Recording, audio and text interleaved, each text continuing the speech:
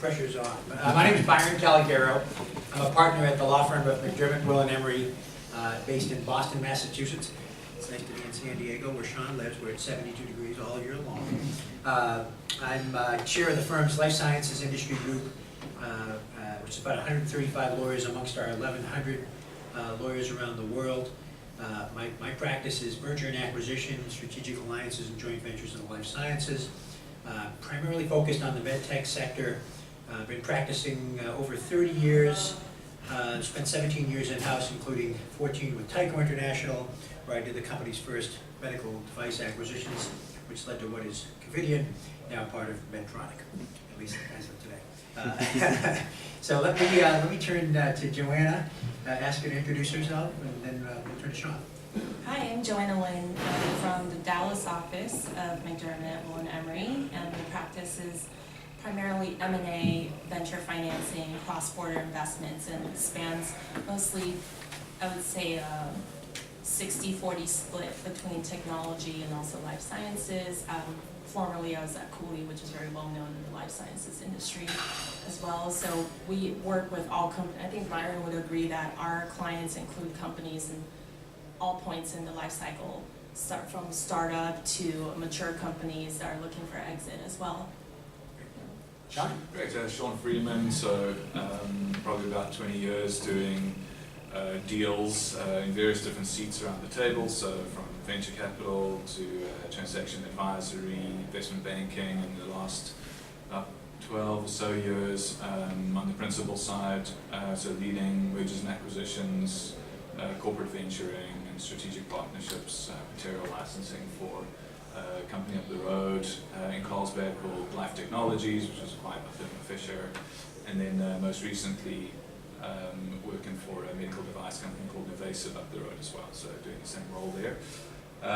Had some pretty good sort of practical experience working on the different things we're about to discuss today, so keen to get into those and sort of add some color to what Byron talked about and Jeremy talked about. We talk about war stories, and some of these are in fact battles. Usually the casualties hopefully are minimal, but we'll want to get that to share. So we'll quickly ask the folks in the audience to introduce themselves, especially the CEO types. But John, would you begin?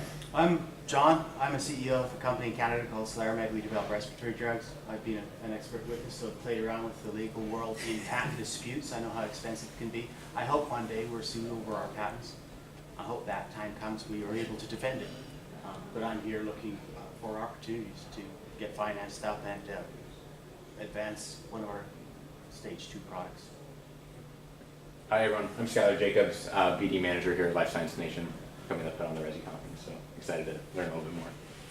KJ? My name is KJ. I'm the CEO of the CuraCare.com, and we have a company at Taiwan and also here. We mainly do the information technology on the health information management and analysis.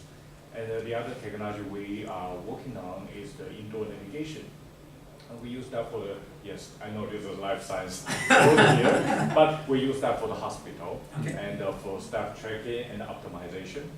So I believe this forum is going to be very helpful to me to learn more about how to get some like financial support or those kind of ecosystem here. Great, thank you. Sir? I'm Craig Dunracki. I'm the CEO of a company called Method. We're a digital health proprietary testing company. We, early stage, we started revenue in July and now we're in 11 states. I've got 15 customers and we're growing rapidly and we're seeking that next round. And I've been in the healthcare space for 28 years, starting companies, turning them around and leading large divisions of Fortune 100 companies. So, Great. Great experience in the room. I'm Killian Ryan. I'm a volunteer here at the RESI conference, and I'm excited to learn more about it forward. Great. I'm Becca White. I'm a volunteer here. Well, good. Well, thanks all for coming. We do want to make this interactive, and we've got some great experiences in the room. So, again, quickly we'll walk through the basic checklist. I'm a big believer in the checklist manifesto. My brain requires a checklist in order to operate. At least my wife tells me that in the morning. Don't forget to pick up the kids. So it's this is a checklist of sort of the subjects that we'll cover, but through this, and we'll jump right into it.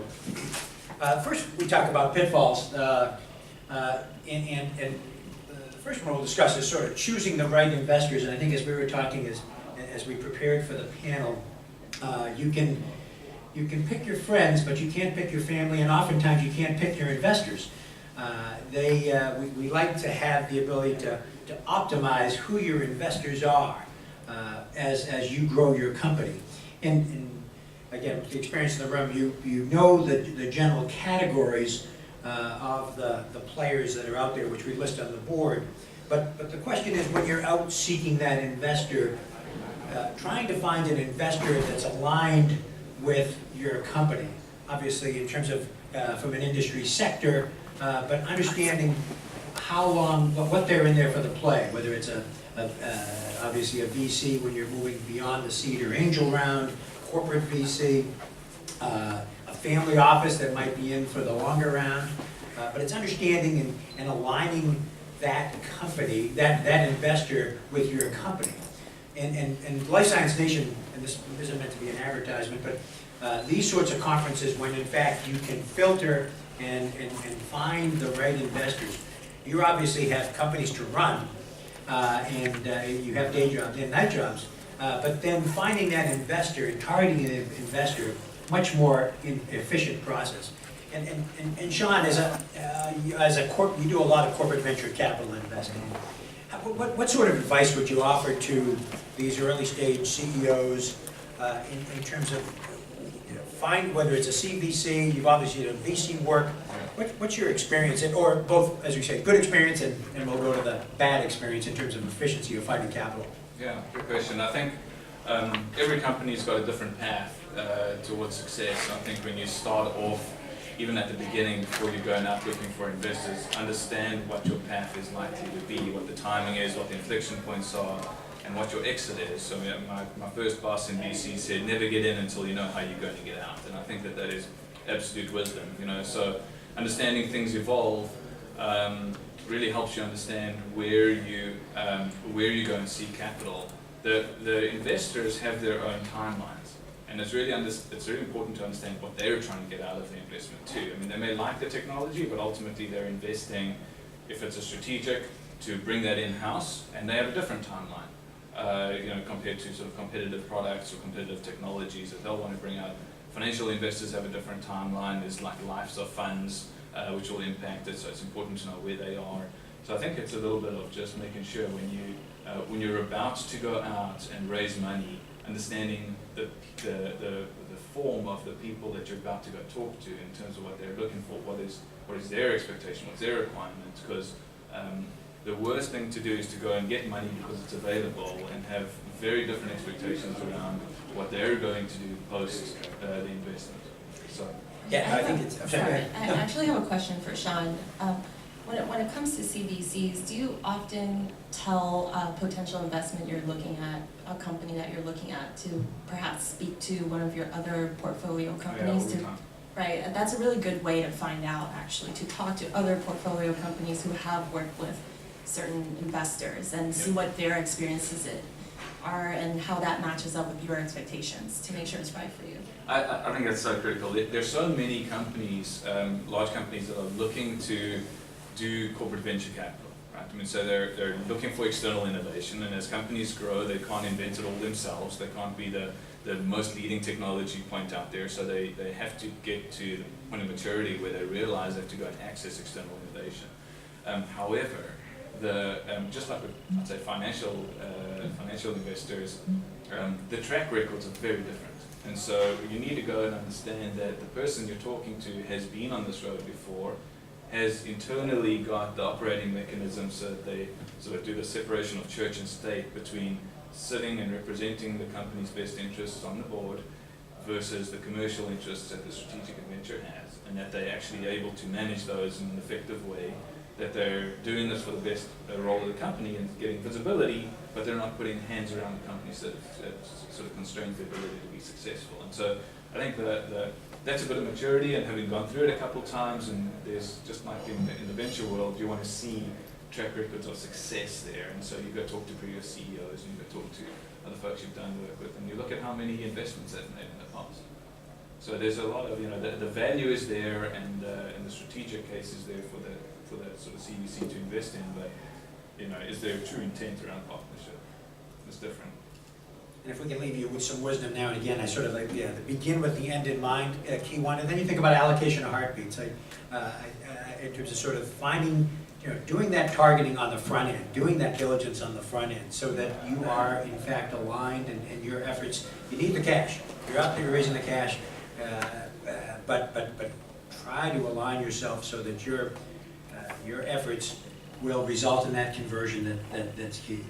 And we talk about the syndicate, again, for NuVasive, for example, building that syndicate. Obviously, I think about some family officers, they would never lead. But at the same time, especially with a new technology, how does one, as a company, build that syndicate? What's your experience, Sean? Yeah, it's interesting because depending on what the technology is, sometimes the strategic won't want anyone else in because it can be potentially complicating. However, I think NuVasive may be a little unique, but maybe not.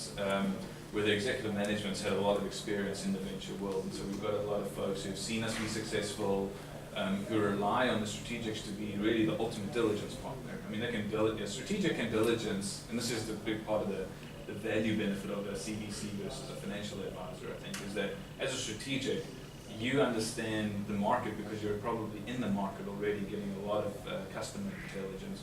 You understand your intellectual property landscape and what it's going to take. And so for a financial investor to try and diligence that and understand what it looks like 4 years out for strategics who are probably interested in the space already and may have competitive efforts in, and then exit to those exact same strategics who have competitive efforts in more than likely. It's kind of a tricky road in certain industries. And so if you're a strategic, the ability to go and really diligence and understand it is extremely valuable for like family offices and folks like that who would be quite comfortable providing capital, but really are relying on the validation that a strategic can put into it. So we tend to have a couple folks who've been with us on rides, have been investors in earlier rounds for companies that we've then gone sort of done around in and then taken through to be successful. Those folks tend to come to us and say, if there's something you're interested in, please let us know if there's availability for us to join. It's probably also really helpful for being a company to see that your investors were also prior entrepreneurs at some point, right? So they understand the pain that you go through. They understand the challenges a little bit better. So you do feel more aligned even if they are an investor. Mm-hmm. Yeah, I totally agree. We'll get to this in a sec, but I think choosing your board and your investors is really key. Yeah. Let's talk about investment terms, Joanna. Sure. So I think most of you probably already know this, but all the key terms are negotiated so far up front in your term sheet that you really have to know a lot of the key protections and rights that you're offering to your investors before you give it away. And you don't wait until drafting to discuss them. You discuss all of them up front. So you really should, these are sort of the key documents that are involved in the venture financing, the stock purchase agreement, the investors' rights agreement, the right of first refusal and co-sale agreement, voting agreement, and charter. And I'm not going to go through each of these because you can read them, but the key point here is there are lots of online resources to help you understand what the rights are and what's market. So it's not only, I think Sean can say, we were just talking about this earlier, that it's not just what the terms are, it's also what's market in the current climate, which can change from year to year, depending on what's hot in this market, depending on the political climate, the regulatory climate, all kinds of things. So it's important to know, is your investor being middle of the road, cooperative, or are they being really aggressive, if you will? But I think we agreed earlier that we're seeing the companies are fairly aggressive in terms of what they're asking for, right? Like, do you want to expand on that? Well, I'm going to not do an ad for these guys, but this is where like having advisors who understand the space and who are active in the space is really going to help you. I mean, they see what is market, and they see what competitors are doing, and they see what alternative best offers are going to be. So, to the extent that buyers are being extremely aggressive, you know, if you are represented by someone who can go and see what is actually being conducted by your competitors, they understand what the real backend is going to look like. This is not a time when you're negotiating the term sheets to sort of be penny wise and pound foolish, as I say. You've got to go and get advisors who know what they're doing and have been around. We have seen buyers being pretty aggressive with the terms that they've asked for. They've been very aggressive actually from a valuation perspective. And so what ends up happening is, I think there's a lot of cash out there still. I think the financial investors are starting to have a bit of trouble with exits. We've seen a lot of funds having trouble with sort of the cycles that they've had, and it is, you know, just timing. If the market's up when you're buying in and it's down when you have to sell, I mean, that's just a really tough sort of macro issue to deal with. But it creates an opening for strategic investors, and so we've seen the strategic investors quite willing to put big amounts of money up, but in exchange for that, they're aggressive on the terms. And again, I think when you choose an investor and a partner, you know, making sure that you don't sell your soul up front for the cash that they'll give you because you see a good valuation or a good round valuation, but it's in exchange for complete handcuffs and how you can run the company later. I mean, I think that's really short-sighted, actually. Yeah, that's actually a key point, because keep in mind that what you give away in your Series A round, or depending on how aggressive your investors are, even your Series C round, you could be giving away again and again and again, because they only take more and not less as you move into future rounds. And maybe speak to the next slide in terms of sort of, we talk about the checklist and how all these tie together, but again, you're out there chasing the cash, but you, at the same time, you're thinking about your burn. Maybe you can expand on that a little bit, Joanna. Sure. Maybe a quick question to the audience. How many people here think that raising money is a full-time job? Right? So there's so much involved, and you still have to run your business. Meanwhile, you've taken on a second job of keeping this business alive, and you really need to make sure that the growing the business part doesn't suffer either. So that's a lot of allocating proper resources. That's where an incubator, for example, that's sort of aligned with your sector would be helpful to you, because you can share a lot of the resources and sort of free up a little bit of your time and money so that maybe you don't have to fundraise so aggressively. It's like a presidential election almost, right? Like you're always looking at the next campaign, and that's a little bit of what the life of a CEO is like, I think. Just afraid to make that analogy these days. It's a dangerous one. But and Sean, sometimes as a corporate venture capital investor, you're looking at a company that has cash that may get them out through the end of the year. We say pick your investors, but suddenly you see they've got a burn rate that they will not be in existence in 2018. What's your advice to that company CEO? I don't want to be first. Don't get on the other side of the table with Sean. This is like where the relationships really matter, you know, because if you're a CEO and you've got 6 months of burn, sometimes, you know, that is exactly when the board relationships and the investors you have matters. If you have investors where you took capital early on, they're going to enjoy watching that time together. And they'll be really, really hard to get hold of until like mid-October. and that's not a situation you want to be in. I've seen that happen a couple of times. Fortunately, we've never done that, because those are the kind of deals you do, and then you don't do the next deal. You know, because people, it's a pretty small market actually when you get out there. I would say like we've got a fairly because of prior experiences, and this having happened to us in previous lives, our management team set up a pretty good operating mechanism. So we sort of forecast our burn rates, you know, 6 months, 12 months, and I think our portfolio companies find it a pain at times because they're doing administration. They find that this is an auditing issue. I don't really want to deal with it. That's not the point. I mean, the point is we're trying to forecast out their burn. Are they tracking to the inflection point? And then we start having the conversation much earlier than they're actually ready for. So we're trying to be a financier, but also the clear expectation, like, but when you reach success, as defined by this inflection point, we're the ones you can talk to first. And I think that is a healthy relationship, so hopefully we try and avoid that. But we do see quite a couple of companies, usually they come to us and it's desperate. And they've got 2-3 months left of capital, and the existing investors would like to jump in, but the existing investors have their own strategic and are not willing to give up. And so they just find themselves in a real pickle. So It's interesting because that's not your best look, right? So if you're gonna be in the dating market, for example, you don't want to be out there when you're super desperate and like almost anything will do. You want to be there and be like, I'm desirable and people want my company, instead of being out there just, I need this to survive. So it's planning is key, I think, very important. planning is key, and I think even financial investors have sort of typically taken the view, and it's proven out in cases. I think it's a bit industry specific, but taken the view that tying yourselves up with a strategic is a bad idea. You keep funds for success. Once I have the product, I'll basically go auction, right? And it works great in certain circumstances. I'd argue that in sort of the healthcare space, it's a little more challenging. We've got limited strategic exits, and again, folks are probably creating systems or their own competitive products where this becomes a dyssynergy to a deal that you could have had. And actually, I think I think the smart thing to do is if you are clear with your strategic partner around what success looks like and stay on that pretty close, you don't get yourselves into a situation where you're out trying to auction yourselves and really from a position of weakness, because strategics have got pretty smart.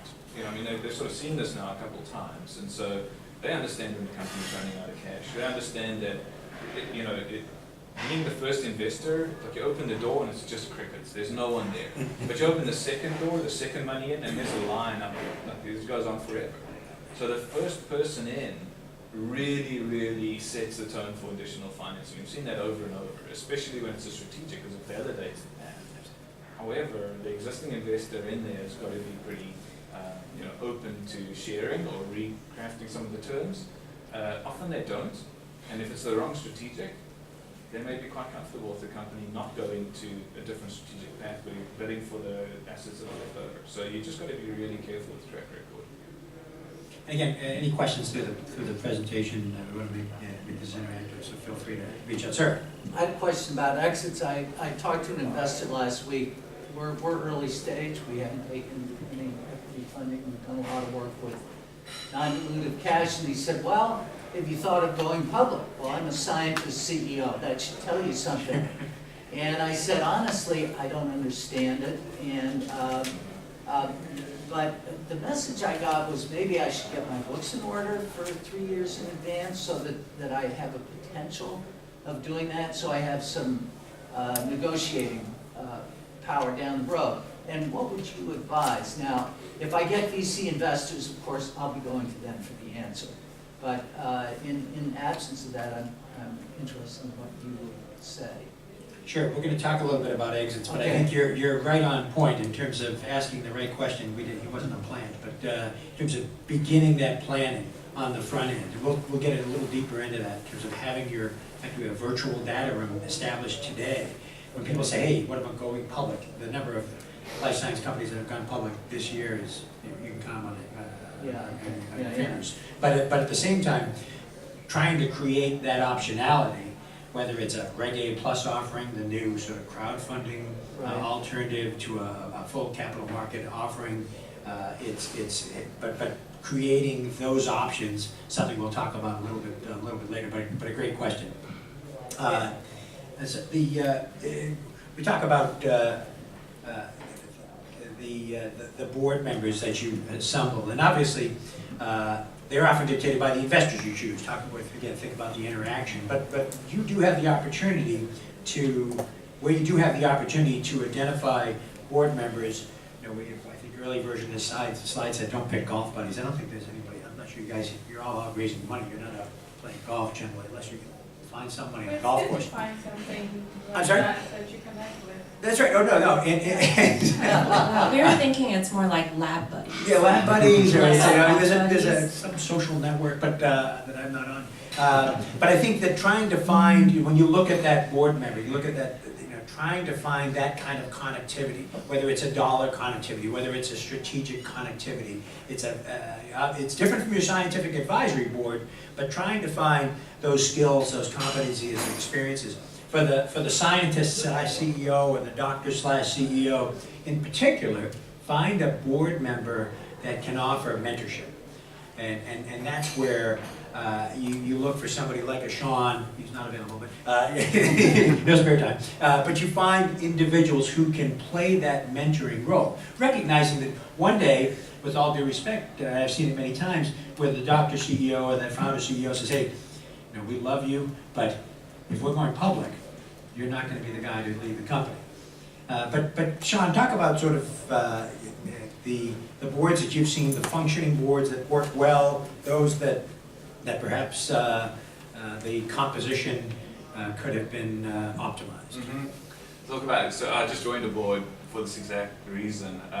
So as CVCs become more prominent, if you're going to take corporate venture money, it's really helpful to have someone on your board who has been a corporate venturing investor on your board, who's not part of a strategic who's putting money in, right? Because they know the game, they see what the rights are, they understand the language between the language and what's really going on. So I'd say, bring advisors onto the board with the real thought of an advisor, rather than someone who's got a big name and a big resume, who's going to show up to some board meetings, dial into others. I think you really need advisors that you can trust, that are basically truly independent, who can guide you on where you're going to be evolving. And as investors come in, you want to make sure that you have the right board to guide you through, those conversations. Because they'll evolve massively. I mean, from compensation, as you grow, it's like, has this board member helped commercialize the company before? Have they created a sales channel, or do you just want to exit before you ever have to build a creative or create a commercial sales channel that's going to go against the 3 or 4 big strategics in the space? You really got to understand what that looks like. And having those advisors set up for where you will evolve your business to is really helpful, because they can guide you a lot. Just beware of folks who are sitting on 20 boards, or who are on the board of GE, GM. I'm like, just name the 20 boards. It looks great. The amount of time you'll get is limited. So. Yeah, and Sean, you brought up this really interesting point of your board being independent, and that becomes a very crucial thing when the company is looking for an exit, especially an M&A exit where you sell the company. That becomes really important as to whether or not you have a truly independent transactions committee overseeing the sale to make sure the shareholders get their maximum value, and also becomes important, as we know Delaware case law is very sort of suggesting that VC-backed companies, when they appoint directors who are CEOs of prior portfolio companies of certain VCs, that person is not independent. And there are lots of things to consider as you're building your board. And Sean also mentioned that you outgrow that relationship sometimes. So it's really hard to break up with someone on the board, I think. So the easier way is to make sure you add them very strategically and carefully. And that's, I think, that we talk about the governance guidelines. And first, to Sean's point, being a board member today, and I say post Amron will come in Tyco, but is a significant commitment. So when you do see the multiple, you just don't have the time. In terms of being a contributing board member, there's a lot of education that goes on. They should expect at least full-day meetings. They need to keep abreast on a regular basis, monthly calls. It's a significant commitment. So again, picking the right board member, establishing the guidance up front. As you say, okay, I'm an early stage company, why do I need to do this? You need to plan for the future. You need to build that infrastructure, the governance. You need to think about succession. Again, when you build that board member, build that board, who's going to be in there for the long term? So to think about governance and succession on the front end, and the fiduciary duties. I think Joanna spoke to it in terms of the independence elements, but fiduciary duty is a significant responsibility of directors. A lot of them will ask whether you have D&O insurance on the front end, as they should, but it's a significant responsibility in terms of playing that role. Joanna, talk about the rest of the team.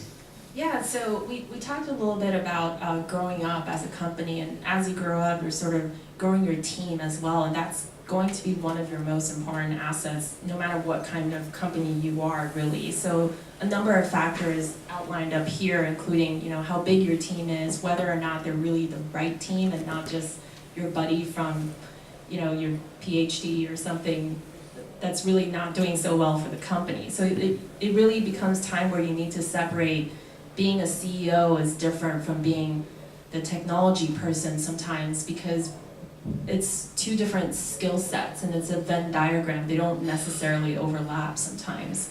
So one of the things that we also thought would be important to mention in light of recent news is managing the culture and content of your employees is super important. And as you can see from negative news after negative news coming out of Uber, and how that will impact if you're trying to fundraise. Oh, how are you managing these problems? Are we going to see suits? Is that going to be an issue going forward? That's going to be important to your investors too, right? What do you guys think in terms of any scary stories in terms of managing growth? Yeah. It's hard to talk about companies specifically, especially on this topic. But Anonymous. Anonymous. I had a friend. Yeah, we've seen instances, and I think it really starts with interesting early stage tech ideas, which were sort of a lot of collaboration happens at the PhD level, and so the IP ownership's a little murky, I'll tell you. And so what ends up happening, and folks don't file in instances, it's sort of know-how, it's internal sort of like trade secret, and those folks decide to go and create a business out of it, and it ends up becoming so. I've seen this a couple of times now, actually, and so it ends up becoming 4 or 5 people maybe who sort of pretty early on all feel like they had their hands on the tech. The expectations haven't been clearly drawn by the CEO. The CEO who gets appointed typically isn't a CEO as much as they're the guy who wanted to deal with the admin stuff, right?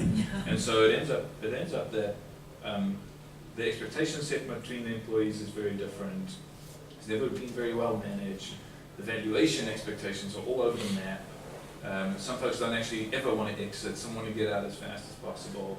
And it just becomes really a difficult situation to put an investment in, because you're not clear on what, like I said, you don't go in until you get out, until you know how to get out. You don't know how you're really going to get out without losing some of that trade secret or losing some of that just, I guess, employee magic that really makes the tech attractive in the first place. So we've seen that. I mean, I think it's fundamental to the job of the CEO, and it's just part of the mandate to really set expectations for investors, for board members, for the employees, really clearly early on. The transparency is helpful. It sort of drives a lot of the discontent away. Obviously, I mean, Uber's got all kinds of things going on right now, but to me, if it's very clear what the path is, you have less resistance and less confusion, stress. Just for a minute, in terms of sort of the use of equity, in terms of that retention tool, in the hot sectors, you've got a lot of employees that they can move from company to company, and assuring that you've got the right chemistry set in terms of those, and building that team, the complementary skills, but then the use of equity in terms of that retention tool. Where does that, back in the days, and in terms of equity, it was all about income versus wealth. Equity was the wealth element. How do you see that with companies today in terms of the putting together that team and using equity as a retention tool? Yeah, that's interesting. So if the person is highly sought after and skilled, the next company will also give them a good chunk of equity. And so I don't know. That's an interesting debate, because if you've had a good chunk of equity at your existing company and you built a lot of value in that company, although it's sort of paper money or paper value, you're really riding the benefit of that company and how sort of hot or valuable that company is, and you're probably doing that career-wise into the next company you're going into, because that's a company that's got significant opportunity. By drawing you, you're likely to be getting a significant amount of equity too, so it'll make you whole. Sure. Similarly, like if the company that you're at is not doing well, your equity is not worth a lot, and you're less likely to move to another company in the first place. And so I'm not sure that the equity actually does anything except retain people who have no better options at a company which isn't growing very fast. And so it's just, I'm not sure how the compensation works. I'm sure that there's very smart compensation folks, and I think that there's very good ways to sort of create like ghost equity and things like that around inflection points. But it's an interesting one for sure. I think just to be careful on the, and especially in the early stages, just how you use that equity, consider it as a retention tool, and be careful about making decisions that could have significant impacts in terms of your double trigger, single trigger changes. Let's move to the next slide. And I think, Sean, you touched on this to some degree, but in terms of sort of, obviously lawyers, but talk about the role of bankers very quickly in terms of sort of, for these early stage companies.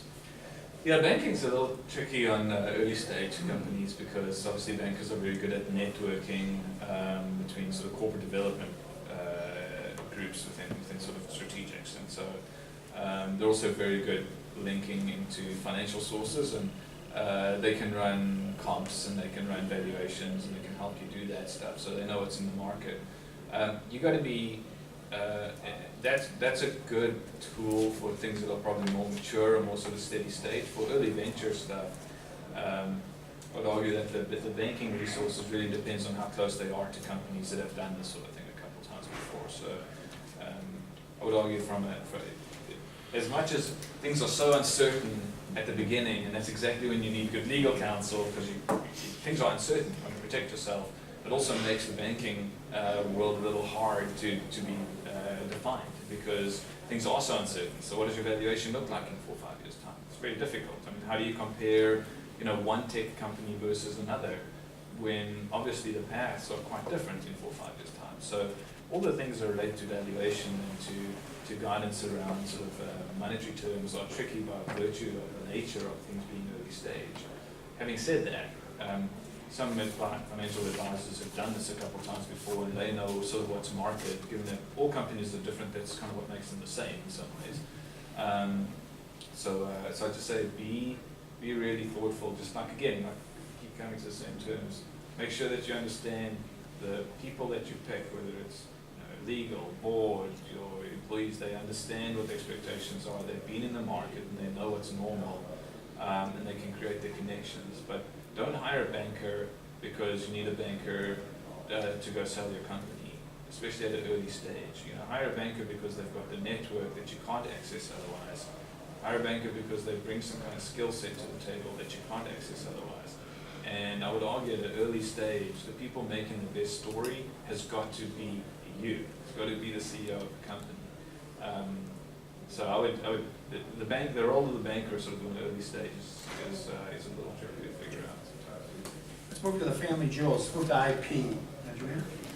Right, so this is the core of, I think, every company here really, and how you protect it really matters. So the key takeaway here is that this is a legal document. Your patents are legal documents and highly, highly technical. So you shouldn't see it so much as a scientific document, and it's more of how it's protecting the value of your company ultimately. And there are other things you should be doing as well to make sure that you're protecting your trade secrets. That means entering into NDAs. It also means getting proprietary inventions assignment agreements from all your employees, contractors, vendors, basically doing everything you can to prove that this is something that you own and it's under proper protection. Right, and whenever you're, again, working with universities, tech transfer offices, hiring that professor, again, understand those rights on the front end in terms of the scope of what the tech transfer office is seeking, so that you don't have that conflict later when in fact they develop that seminal technology for the behalf of the company. Right, so these are some of the key questions that you should be asking yourselves, and also your investors will be asking you. It's a given, right? They're going to look into your portfolio. They're going to make sure that you're locking it down, and they're going to look at your competitors' portfolio to see how you measure up. And isn't that a big part of the value? Oh my gosh.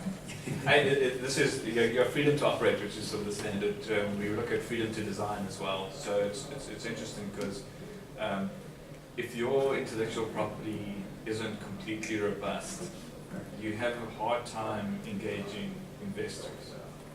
Here's why. It's funny, like every sophisticated investor will do a little red team, blue team analysis on you. This is what the IP team is supposed to do, right? And they'll say, do you have freedom to operate? Can you be worked around? How strong is your disclosure? How strong are your rights to the intellectual property that you licensed in? You know, is there a reach through from the public organization that the scientific inventor works for? So all those things relate to how strong the assets are that you can protect within the commercial embodiment that you want to go and push this technology out to a couple of years, and that is what drives valuation for any investor. So it is complicated. You need a pro in IP for sure. Yeah, if you're going to spend money, this is If you're the going to key spend money, area. this is the place to do it. Because you can have terrific technology and good ideas, but it doesn't mean someone can't come behind you with something similar and then build over that. We've seen a couple of cases of folks raising an enormous amount of money literally just to go after IP. And so they found interesting IP, they found a license to it, or they figured out a workaround, and then they go and invest in massive IP portfolios around it. And they really block the company that maybe had the initial idea from ever really doing anything with it, because there's so many like hurdles in the way that it becomes super challenging. At least in life science tools and medical devices, it's been true. And just a couple of takeaway points on licensing from academic institutions. They generally ask for an equity position in a company, which should be carefully negotiated because that's also something you live with going forward. And also, you should think about how the royalties look and whether or not it kills the financial viability of the license that you do have to build upon afterwards. And a couple of, I think, extra things that we can talk about is whether or not you actually have all the IP you need and not just part of it to commercialize in the future. So again, it's the same theme of look at the future and not just right now, look at the next 3 to 5 years and what you plan to do with it to make sure you're properly protected. This is, I like to say, the next failure recognize that it takes more than great science. I like to say that it's a love story that can often have a tragic ending, where the CEO, the doctor, falls in love with that technology, and unfortunately, the perspective is that this will draw cash. This will draw investment. And obviously, you need the compelling science, but you also need the variety of other elements that we've talked about. And I think that just from a perspective, you need to recognize that you need to differentiate from the competition. There needs to be value, especially in today's environment. What value does this bring in today's value-driven healthcare system? So technology, obviously critical, but you need to think about how you differentiate from your competitors, so you're not the me too, and what, in particular, with the focus today on what value what dollars does it knock out in the value chain, which is incredibly critical. So I think a couple people here mentioned that they're in the digital health space, and so this is where you should pay particular attention because it's a very, very highly regulated industry, and I've seen companies that are actually trying to exit, they're PE owned, they're put up for sale, and they thought, well, I'm a technology company. I have SaaS. I don't understand why I need to look so carefully at FDA and clinical research obligations and all these other things. The obvious one is HIPAA, but there's, I think, 10 plus regulatory frameworks you can be subject to depending on what you do as a digital health company. So that's super important to make sure that you even know what you're being regulated by, like what authorities. If you're not even sure of that, then your investors are basically going to run off, like nothing bigger than a turn off, like a regulatory snafu. Especially in a new environment, health IT being in particular, where you've got new players, new regulatory schemes, data privacy, cybersecurity, all coming together at the same time. So it's a frontier, it's a new frontier out there. So we talked about this a little bit, but given the current administration, I don't think anyone's quite sure where this is going. And that uncertainty is only going to continue, I think, for the foreseeable future. So it's important to be flexible, right? It's important to not be married to a certain way to monetize your company based on a certain advantage that's currently offered that could change tomorrow. Finally, as we said, beginning with the end in mind, again, fail to be prepared for an exit. It is so important that you begin today recognizing there's a variety of options. The gentleman we talked about an IPO. Yes, you want to think about the capital markets. You want to think about potential licensing or collaboration that sometimes that might turn into an M&A event. Sean, have you seen a morphing deal in your 20 years where an investment might turn into a venture that might turn into an acquisition, or some combination thereof? Yeah, I've certainly seen a bunch of interesting paths. So I'll just comment on the IPO path. So it seems like it's just more prevalent for companies to do a dual track process nowadays, which is they're gearing up for an IPO, but they go out and test the market from strategics. And I think less and less companies actually go public and get acquired by strategics, especially if there's something interesting. It's almost like a default if they've gone through a dual track and end up going IPO. That's almost less desirable. It is. So, you know, it's the fallback, and it's not an exit. I mean, people keep saying an IPO is an exit. It's not an exit. It's a way to. It's a financing. Sure. Yeah. That's really what it is, and also comes with its own rights and obligations and costs. And it's really, man, it's significant. We were talking about it earlier. You suddenly have a sort of court of scrutiny. With the friction cost of changing investors being very low, you know, so you've got a tricky situation where folks aren't investing in multiple years and multiple rounds, and they're investing, you know, for hours if they feel like it. So, yeah, I think the reality is, you know, exit models, make sure that you're trying to build into like no regret moves and that they're contributing to value flexibility, but also feeling ownership of the path. And begin preparing now. We talk about having every key document, drop it in a VDR today. Start recognizing that you're going to be under significant scrutiny by any potential investor, whether it be an acquisition or capital markets. Right, so this is just a little bit of, I think, adding on to what we talked about is thinking about the path that you want to take. IPO is not truly an exit, thinking about how you value the company, and also the dynamic amongst your investors that we discussed throughout the discussion comes back into play, because once you have an exit event, everybody has a say, and you're going to have to manage that. I have a question about the valuation when it's pre-money. Is it, an entrepreneur has to set it somehow? Like, can you set it because you're incentivizing your employees?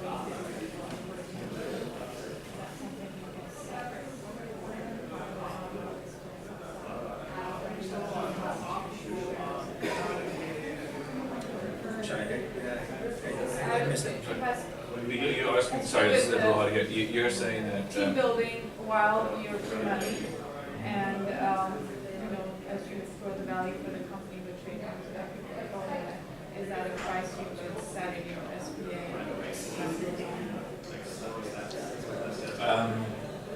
Yeah, I'm not a comp expert, so the only challenge is that you. I mean, since it's free money, I guess my question is how would you really know the valuation? Yeah, but the valuation gets set by the investor. Well, That's it gets the set by bottom the line. entrepreneur, right? So, I mean. Well, sure, but you're going to run out of money. Yeah. So you, No, I mean, technically you're right.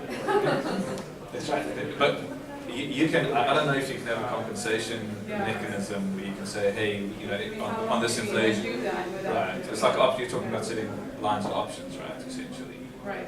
I Option price. think you can do that. What happens if you don't get the valuation then?